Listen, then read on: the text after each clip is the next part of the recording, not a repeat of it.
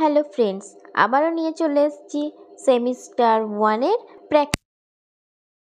Course 4 থেকে দুটো practicum করতে হয়। তার মধ্যে আমি প্রথমেই নিয়ে চলে এসেছি assignment on developing speaking skill. এর মধ্যে আছে oral presentation, debate, elocution, discussion, brainstorming. প্রত্যেকটা প্র্যাকটিকামের মতো প্রথমেই কোর্স নাম্বার এবং টপিকটা লিখে ফেলবো। তারপর যেভাবে লিখি অ্যাকনলেজমেন্ট, সার্টিফিকেট, তারপরেই চলে যাব সূচিপত্রে। সূচিপত্রটা কমপ্লিট করে নিয়ে তারপর চলে যাব সূচিপত্র অনুযায়ী পরপর টপিকে। প্রথমেই দেখো ভূমিকা, তারপর ওরাল প্রেজেন্টেশন বা মৌখিক উপস্থাপনা। এর আন্ডারে কয়েকটা পয়েন্ট থাকবে। দেখো মৌখিক উপস্থাপনা কি, উদ্দেশ্য, এর কয়েকটা ভাগ এখানে আমি একটা ছকের মাধ্যমে দেখিয়ে দিয়েছি, দেখো পর্যায়গুলো। তারপর হচ্ছে মৌখিক উপস্থাপনের কয়েকটি শর্ত, উপকারিতা, করণীয় বা পালনীয়। মৌখিক উপস্থাপন করতে গেলে আমাদের যেটা করতে হবে, এরপর প্রসঙ্গ, পরিচালনা, কিভাবে পরিচালনা করলাম সেটাই। এর পরেরটা বিতর্ক।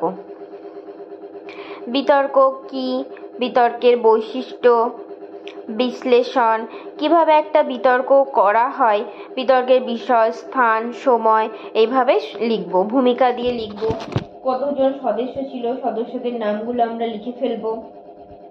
তারপর সেখানে শিক্ষক শিক্ষিকারা অংশগ্রহণ করেছিলেন কিনা, তাদের মতামত, প্রসঙ্গ।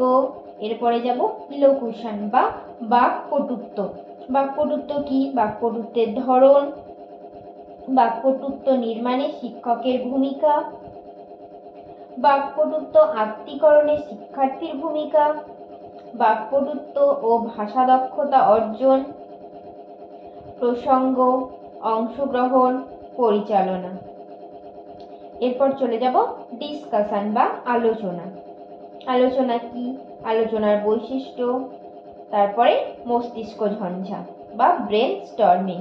তাহলে মস্তিষ্ক ঝঞ্ঝা কি, শ্রেণীকক্ষে মস্তিষ্ক ঝঞ্ঝা, মস্তিষ্ক ঝঞ্ঝা পদ্ধতির সুবিধা, প্রসঙ্গ, অংশগ্রহণ, পরিচালনা।